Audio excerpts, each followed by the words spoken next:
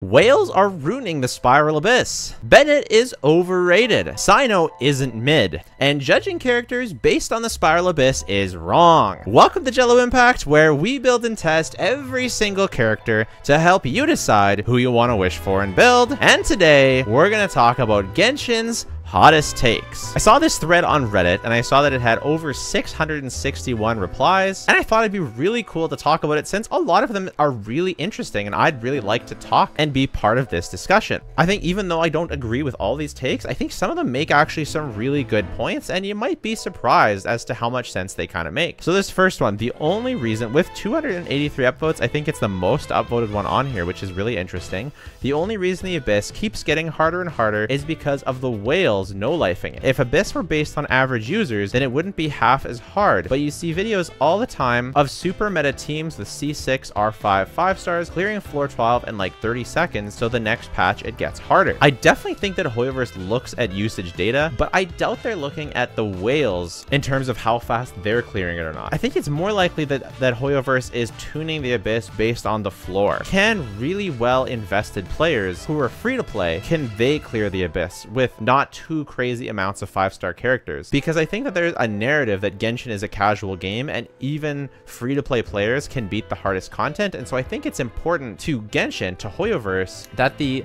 game stays fairly friendly to those players. I think there's no doubt that the Abyss is getting harder. It's gotten a lot harder, but I think it's more likely that due to Dendro, the floor has kind of risen up, and a higher percentage of people that are trying to clear it are clearing it. If I would probably guess that they have some sort of target, like they want X percentage of people who try the Abyss to clear the Abyss, and they'll raise, if too many people get above a certain level, then they'll raise the floor, and so they'll just keep raising it and raising it.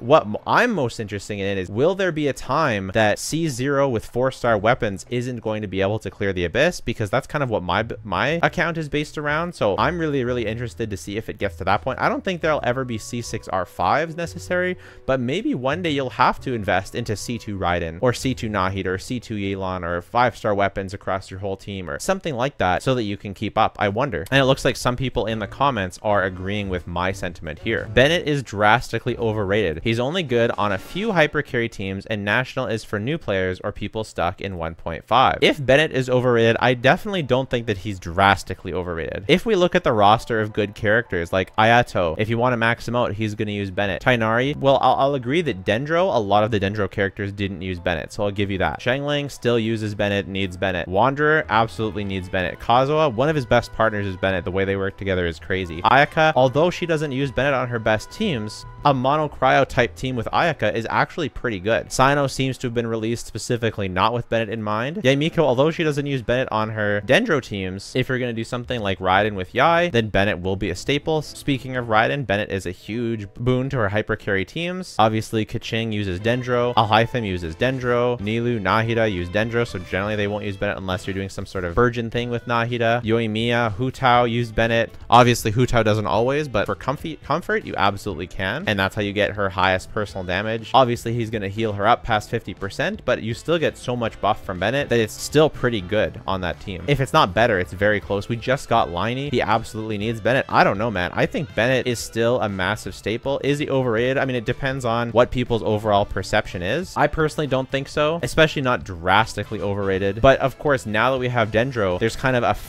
an alternative to Bennett, because you definitely don't use Bennett with pretty much any Dendro team, and because Dendro is very meta now, that drastically reduces the necessity to Bennett. So I wouldn't say Bennett is worse, but I would say that the overall options are much more plentiful without Bennett. I think more Dendro resistant or immune enemies should exist. Dendro is great, but since its introduction, it's made other playstyles fall to the wayside. Hyper Bloom is fantastic, Bloom is great, Quick and Aggravate's cool, but I want more stuff that makes you play with teams other than Dendro. I do think that there is a lot more hate towards other elements than there is towards Dendro. There still aren't Dendro shields.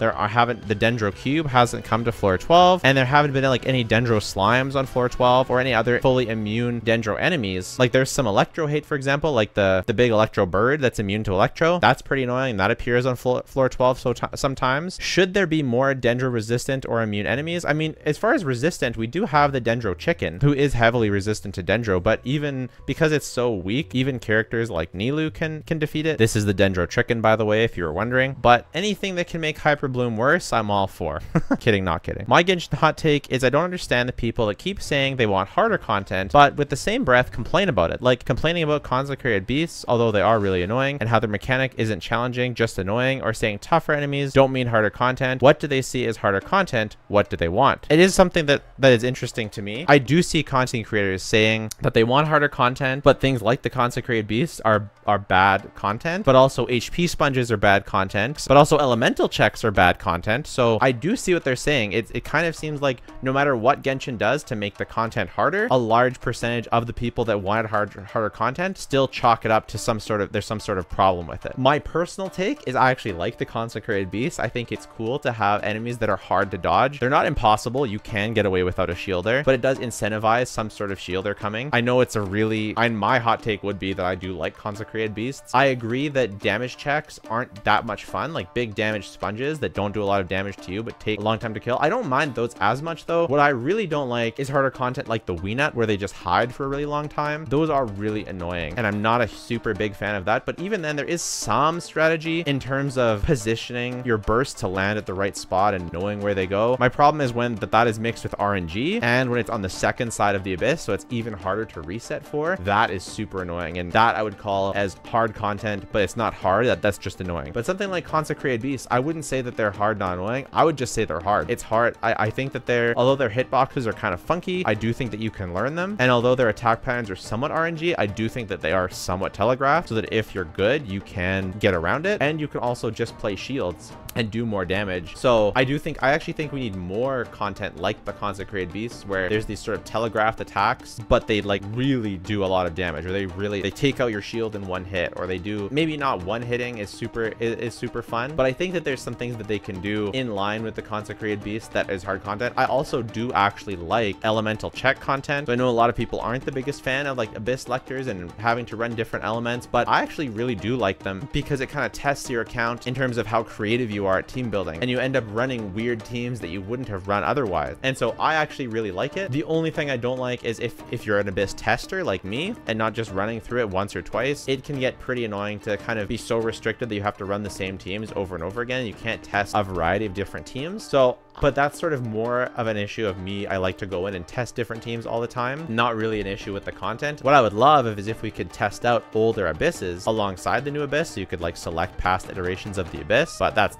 never gonna happen. Cyno isn't mid. I think this one really depends on, are you looking at objective power level, or are you looking at like the value versus other units? Because definitely versus other forms of Hyper Bloom, like Hyper Bloom is his best team, but Cyno Alhaitham Hyper Bloom is just a lot better, and it's also more flexible. Once Cyno, like my biggest problem with Cyno is that when I was first testing him, when I made my Cyno is underrated video, a lot of the content was like bosses. But as soon as you and lately they've had multiple waves, and whenever there's multiple wave content, Cyno is really underwhelming because you can't switch out of him to reset up Nahida's elemental skill, and so you lose a ton of damage with Cyno from having to use him on field. So unfortunately, I kind of do think he's a little bit mid. His absolute power level though against a boss specifically is not mid. It is really high. It is actually quite high. So it depends on the content, but I think overall, if you kind of average it out together, unfortunately, I do think he's mid. I don't think he's bad though. I just think that the situations where he actually shines haven't been very plentiful lately, and he also doesn't have that good of synergy with Kazuha, with Fischl. If Nahida ended up being a different kind of support, if she followed you around more like Xingqiu does, then I think Cyno would actually be a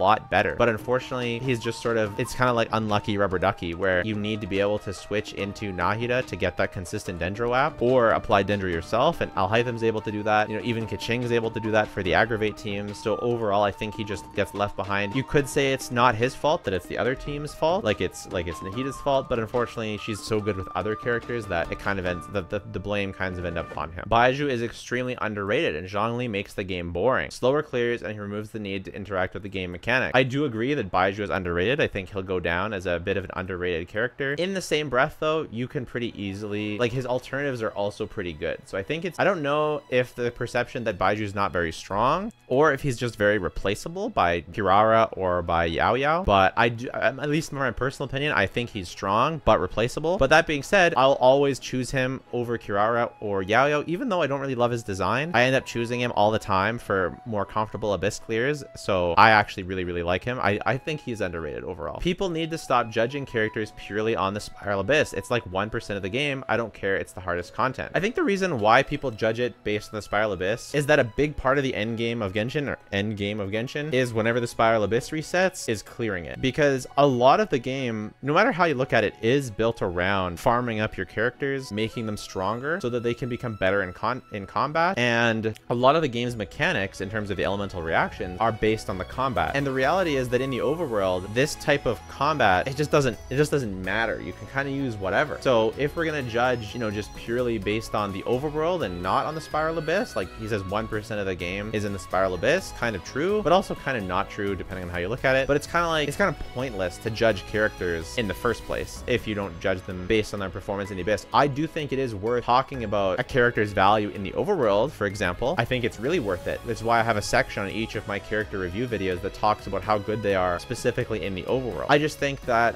because I do think it's important to have a team or multiple teams that you really enjoy bringing to the overworld and that can do your dailies and that can make it more streamlined and more fun. That's one of the reasons I'm a huge advocate for Yelan. So I do think that people, you know, I'll meet this person in the middle. I don't think that it's bad to judge characters based purely on the Spiral Abyss, but I do think that we could benefit from a bit more discussion on who is good for the overworld. So I'll meet this person in the middle on that. 3.7 Abyss was my favorite one so far, especially the Consecrated Beast. Hard time, but very fun. Agreed. Preach, brother. I only play Genshin for the combat and the pulls. The story's okay, but the rest of the game kind of whatever. Don't play for the exploration. I just play for the combat. So why are you playing an open world RPG story focused game? And this person ends up answering that the combat system is too complex and one of the best combat systems ever. And I totally agree. I do enjoy the open world. I do enjoy the story. I think it's pretty good, but I do think that the combat in Genshin is one of the best combat systems of any game ever. So I do think that the game could be worth playing just for the combat. I personally don't. I play it for a lot of the things and I really enjoy almost all of the aspects in Genshin except for some of the events. But I think that's a totally fair take to play it just for the combat. I think the combat is excellent. Weapon banners should not exist. Instead, 5-star weapons should be rewards for clearing character quests or Archon quests and be grindable like Artifact.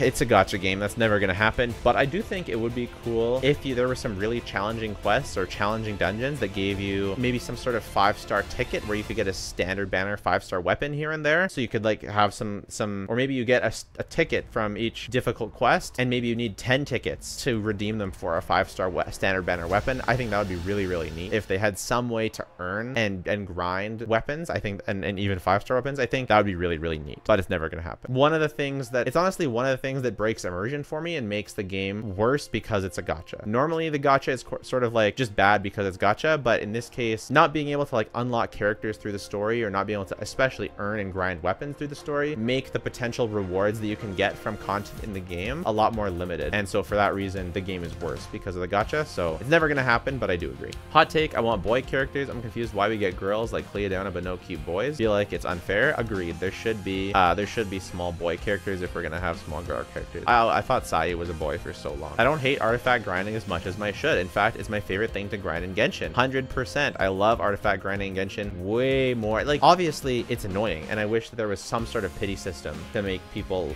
mauled not as much. And obviously I'm a bit biased because I get pretty good luck with artifacts overall, but it's way more fun than grinding Mora or grinding bosses or grinding whatever. Like, ooh, am I gonna get 2 books or 3 books? Am I gonna get a gold or just 2 silvers? It's like, I don't care. And but getting an artifact is exciting. So yeah, I wish all I could do was grind artifacts personally. People caring about Genshin's meta so much is silly. The only time meta really comes into play is the hardest parts of the Abyss. 9, 10, 11 is fully clearable with non-meta characters. 12 is the only time where you kind of need to care about meta to full clear, full star. I think that there's nothing wrong with caring about meta and there's nothing wrong with not caring about meta. If you don't care about meta, that's great. Don't worry about it. Some of us like to optimize. We like to test things. We like to find the fun strategies. For most of us, it's not even about that one wish that you get. It's about succeeding. It's like people who play Pokemon shouldn't care about beating the Elite Four. It's like, I mean, sure, there's some sort of pride that comes from it if you care about that sort of thing. And especially if you have some sort of, like, if you don't just C6 R5 every single character, and it's actually a challenge sometimes to clear the abyss, and you have to actually use your brain and use your characters, and you build your characters, and there's pride that goes into building up your fun characters and putting together a team that can defeat the abyss and getting that full stars and seeing those 3 stars. It's really, really fun. And so I think, yeah,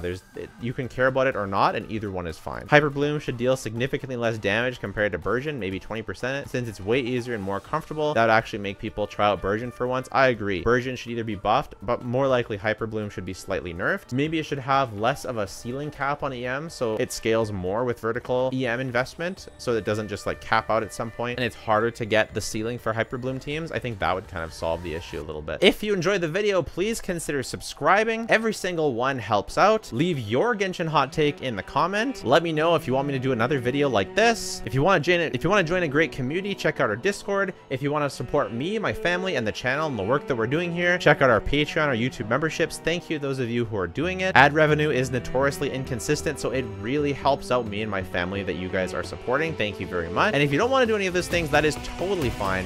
Just watching the video has been more than enough. Thanks so much. Bye for now.